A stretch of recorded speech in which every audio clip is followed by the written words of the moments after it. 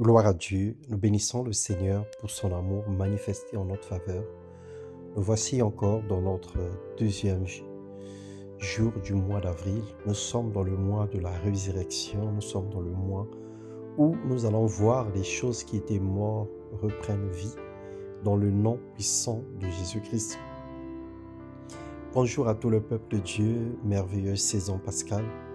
Espérons en Dieu et soyons confiants devant les obstacles, car les bontés de Dieu ne sont pas épuisées. Ce matin, nous allons partager une fois de plus encore la méditation ou la parole de Dieu. Le thème de notre exhortation, c'est « Que personne ni rien ne vole ta joie ». Romains 12, le verset 12, il est écrit « Réjouissez-vous en présence, en espérance, soyez patients dans l'affliction, persévérez dans la prière ». 3 points importants à savoir pour ne pas perdre sa joie. La première des choses, c'est la réjouissance dans l'espérance. Notre joie ne dépend pas des circonstances, elle est basée dans la seule espérance que Jésus-Christ est vivant.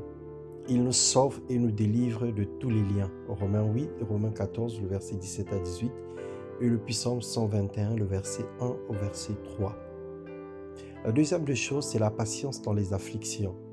Nous devrons persévérer dans les épreuves, supporter sans prendre des raccourcis, attendre le secours de Dieu en silence et dans une attitude d'adoration.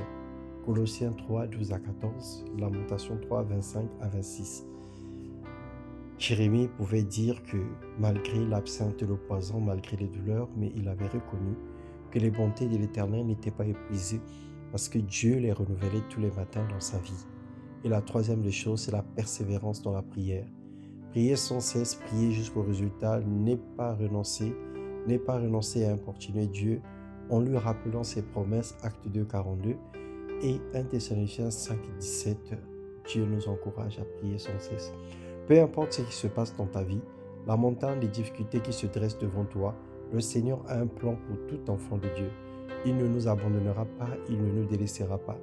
Le Psaume 60, le verset 13, ça lui déclare « Donne-nous du secours contre la détresse, le secours de l'homme n'est que vanité. » Bien-aimés frères et sœurs, l'Éternel a pour nous des projets de bonheur et de paix pour nous donner un avenir et de l'espérance. Alors ce matin, avec moi, prions le Seigneur. Disons, Père, nous voici devant toi, donne-nous la capacité de prier sans cesse, de se maintenir dans la foi, de revenir à toi et de marcher dans la fidélité dans ta parole. Quelles que soient les circonstances, quelles que soient les situations, nous avons choisi de demeurer dans la joie parce que ta joie est notre force. Nous avons choisi de demeurer en toi parce que toi, tu n'es pas un homme pour mentir, ni un fiston pour se repentir. Sois béni, ton Père et notre Dieu, dans le nom puissant de Jésus-Christ. Amen.